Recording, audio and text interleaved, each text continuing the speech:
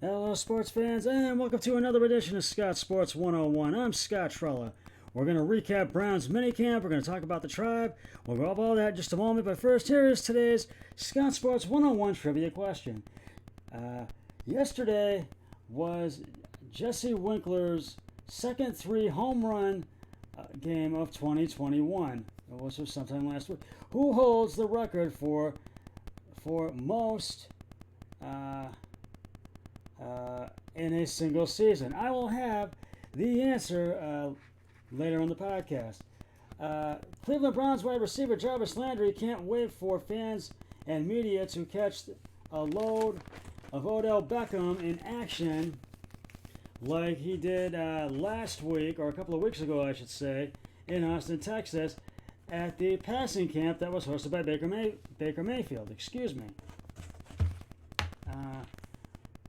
Man, he looked amazing. Landry said before Saturday's Jarvis Landry and Friends celebrity softball game at Classic Park in Eastlake, here in Eastlake, I can't wait for you guys to see him.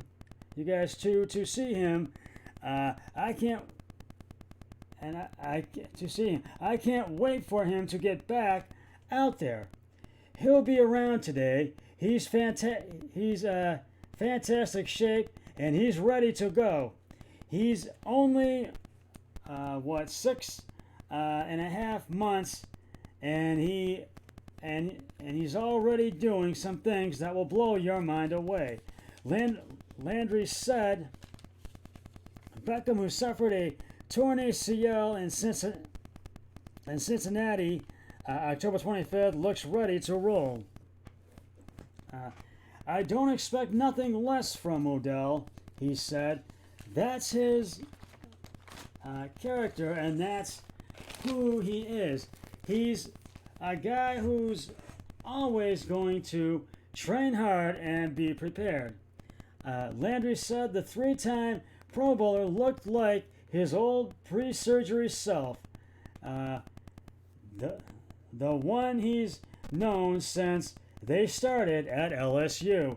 He ran a post rate sticking off the same injured leg and exploding out of it, then going up, jumping off that same leg and making a catch, doing his thing, what he does with one hand. Landry said, you sit back and you're like, wait, and you're like, wait, he's even better than he was last year.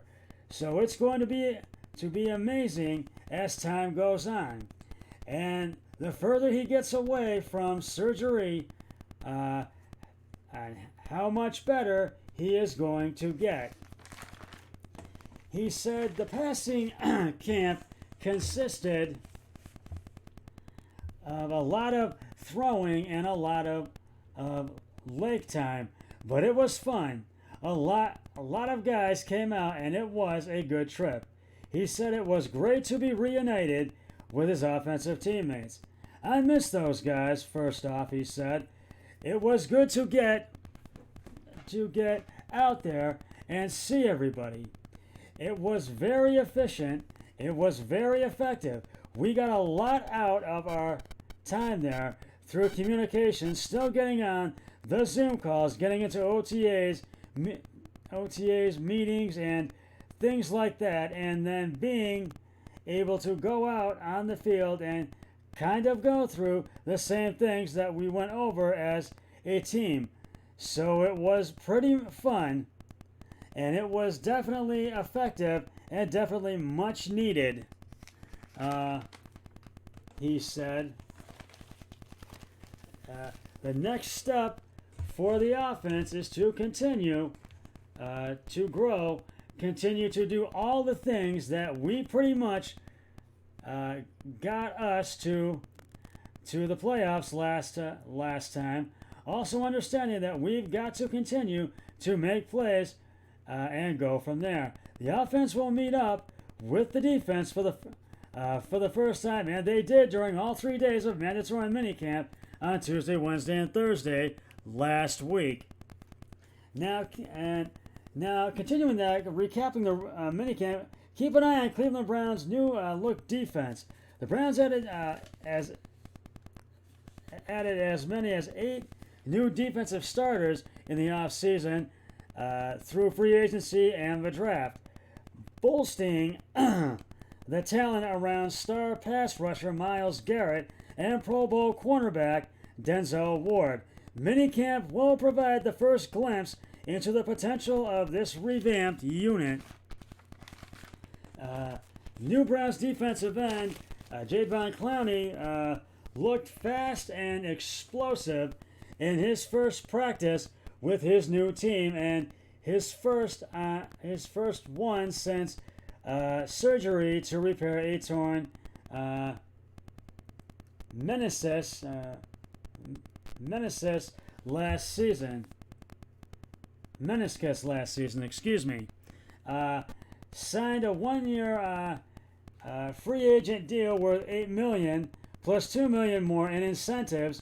Clowney participated in all drills on the first day of minicamp, including 11-on-11s during the 11-on-11s periods. Myles Garrett was excused by coach Kevin Stefanski, and Porter Gustin worked in his place.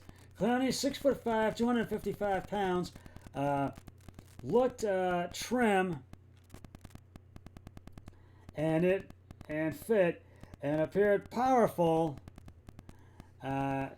attacking the blocking sleds, and also looked 100% as he tore his way through the blocking dummies. Clowney, who wasn't here for organized team activities the past 2 weeks, spent plenty of time talking to Garrett between drills and also getting to know some of his other defensive linemen, including fellow new defensive end Tak McKinley. Jadeveon and Tak were meeting some guys for the first time today. That was last week, Stefanski said. I thought it was really good for those guys to be around each other.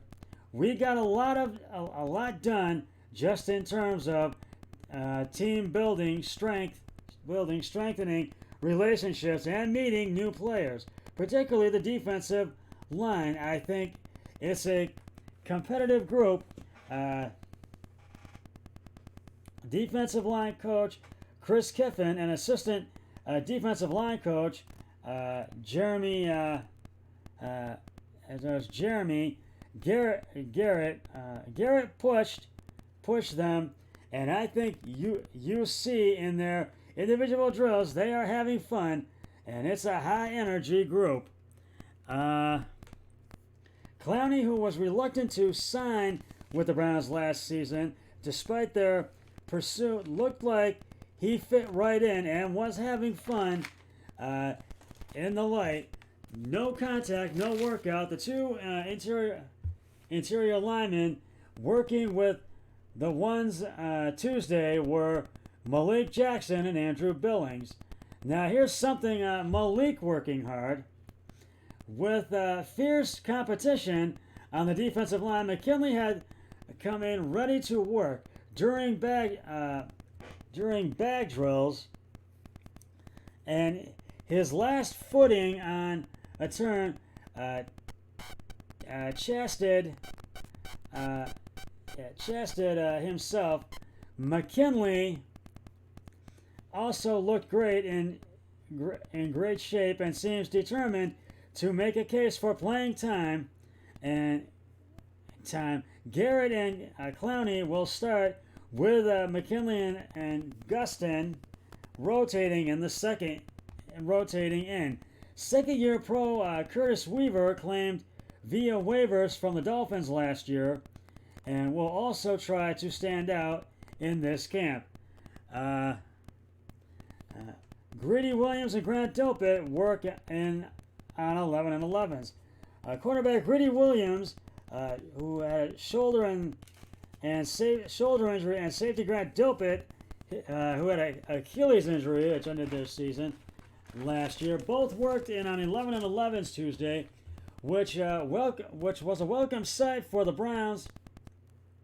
Both players missed all of last season and are on track to be fully healthy for training camp. Both players worked with the ones at times, and both will battle for starting jobs they were slated to have last season. Williams' biggest challenger is number 26 overall pick Greg Newsome II, and Dilpitz is Ronnie Harrison. We're going to get to Callie Brownson, who will be back for training camp, and the rest of this story, Brown's story, in just a sec. But right now, it is time to reveal the answer to today's Scott Sports 101 trivia question. Yesterday was Jesse Winkler's second three home run game, which was last week of 2021. Who holds the record for most in a season? And if you said Sammy Sosa, you are correct. Sammy Sosa had 3 home run games, and that was in 2001. I'll have another trivia question on my next podcast, so stay tuned for that. Getting back to the Browns and recapping the minicamp, Callie Brownson will be back for training camp. Browns Chief of Staff Callie Brownson, currently suspended by the Browns for operating a vehicle while impaired on May 27th, will be back for training camp, Stefanski said. He declined to provide further details, though. Now, moving on to Sheldon Richardson, has re-signed with the Vikings. Richardson, whom the Browns tried to bring back, signing a 1-year deal with the Vikings on Tuesday worth $3.6 million and up to $4.35 million with incentives, according to Tom Pelissero of NFL Network. The Browns are believed to have made Richardson a higher offer, but it wasn't about the money for him. A source said the Browns terminated his contract on April 16th after they signed Clowney, which saved them $12 million on the salary cap.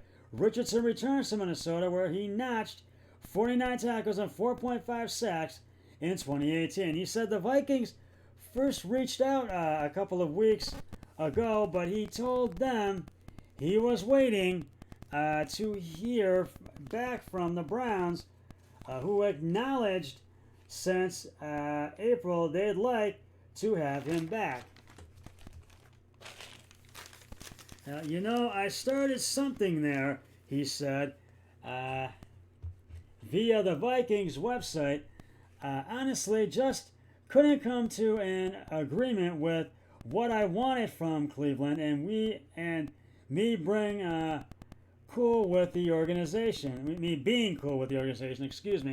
here, and knowing everything with what Coach Mike Zimmer and co-defensive coordinator Andre Patterson bring to the table for me. They put me in a position to make plays earlier in my career, and it was a perfect fit. So, now moving on to Stefanski presented with the PFWA NFL Coach of the Year award. Stefanski formally received his award after practice from PFWA President Lindsey Jones, who joked that she knows he doesn't like to talk about 2020. I appreciate that, Stefanski said. As you know, I don't want to talk about 2020, but in this instance, it gives me an opportunity to talk about our players and our coaches. As everybody knows, I thought they did an outstanding job last year in tough circumstances, and they never blinked. They made me look good, and I appreciate the recognition for our staff and for our players. I will continue the story in just a moment, and the rest of it, and we'll get to the tribe as well, so it'll be a 2-part podcast. So stay with us. I'll be right back.